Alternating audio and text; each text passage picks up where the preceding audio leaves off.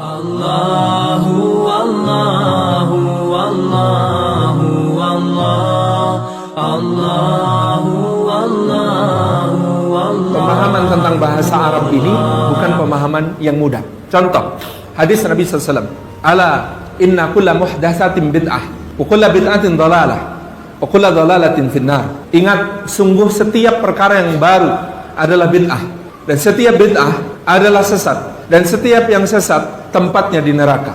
Perhatikan kata para ulama nahwu.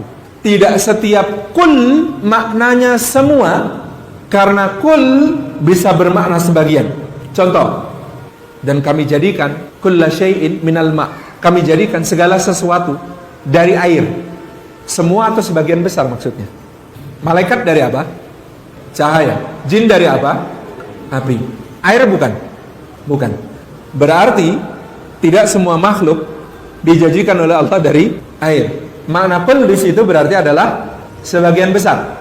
Dalam surah Al-Kahfi ada raja Malik yang ya'khudhu kulla safinatin ghasbah, mengambil setiap kapal secara merampas. Ghasab, mengambil kulla safina, semua kapal. Menurut keterangannya semua kapal enggak? Yang diambil semua kapal enggak? Enggak. Cuma yang bagus. Buktinya Khidir merusak sedikit kapal itu supaya tidak diambil. Jadi kalau kapalnya cacat sedikit, selamat. Berarti apa? Di situ ada sifat yang dilesapkan, yakni kulla safinatin hasanatin ghasbah. Bahwasanya yang dimaksud ayat itu bukan semua kapal diambil, tapi kapal yang masih bagus, masuk kriteria bagus, bakal diambil. Kalau sudah dicacatan jelek sedikit kayak Khidir, yang dilakukan Khidir, selamat.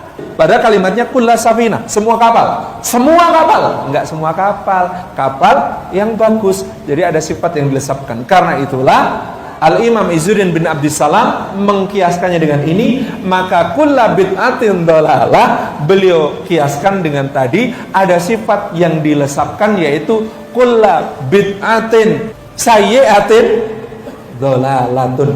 Semua bid'ah yang jelek adalah kesesatan. Karena prakteknya nanti bid'ah sebagai satu kata adalah objek hukum, bukan hukum itu sendiri. Misalnya, ini hukumnya bid'ah, salah. Bid'ah itu bukan hukum.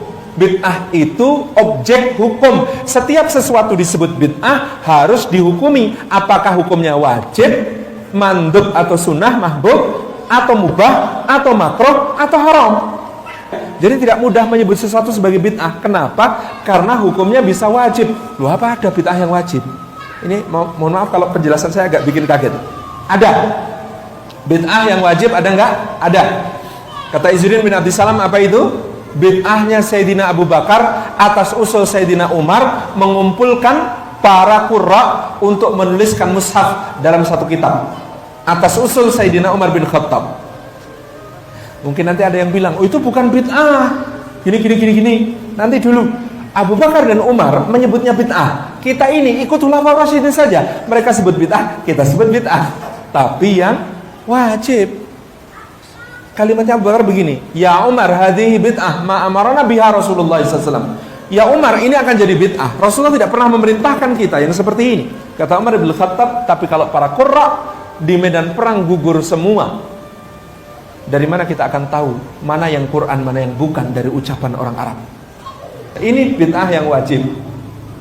Ada bid'ah yang sunnah nggak? Ada. Bid'ahnya Sayyidina Umar. Ngapain? Ngumpulin sholat tarawih. Saya kumpulkan kalian, sekarang sholatnya jadi satu jamaah. Mana Ubay bin Ka'ab? Mana Ubay bin Ka'ab? Saya, ya Amirul Mukminin. Sini Ubay bin Ka'ab. Saya disuruh apa? Imami kami semua. Sholatnya jadi satu.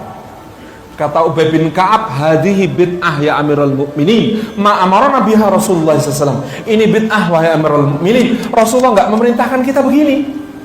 Kata Umar bin Khattab radhiyallahu anhu, nikmatil bid'ah hadhih. Ini sebaik-baik bid'ah. Syiar kita di dalam bulan Ramadan. Ayo imami salat. Bid'ahnya Sayyidina Umar, bid'ah yang sunnah.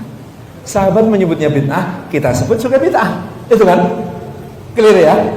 3, bid'ah yang mubah. Ada nggak bid'ah yang mubah? Ada contohnya. Bid'ahnya siapa? Bid'ahnya Sayyidina Utsman.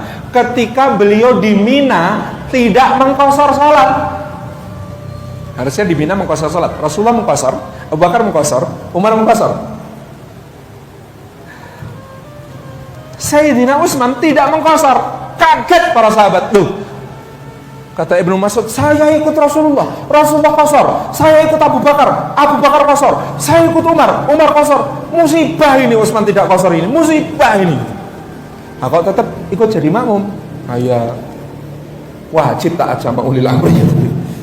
Abdurrahman bin Auf maju, tanya, Utsman, saya mau tanya, kok kamu tidak mengqashar, kenapa? Satu, kata Utsman, saya punya istri orang sini.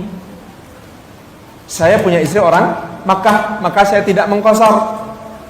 Perhatikan fikihnya Sayyidina Utsman, berarti pergi ke tempat mertua tidak qashar. Ini fikihnya Sayyidina Utsman. Gitu ya.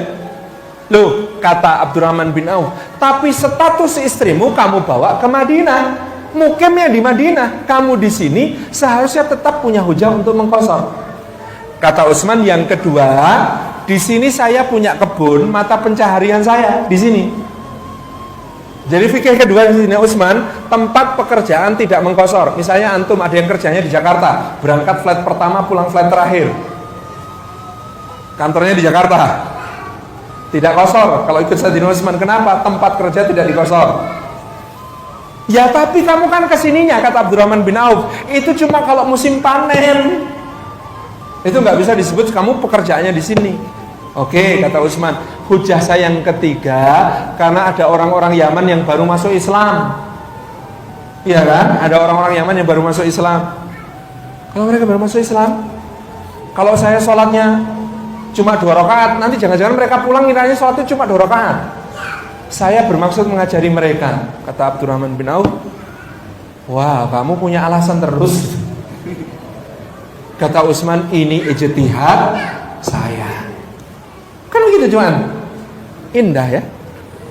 Contoh lain bid'ah iltizamiyah. Rasulullah itu berkhutbah dengan membaca hadis, ala inna kulla muhdatsatin bid'ah wa kullu bid'atin dhalalah wa kullu dhalalatin finnar. Itu setiap khutbah apa sesekali? Kalau menurut hadisnya setiap khutbah atau sesekali?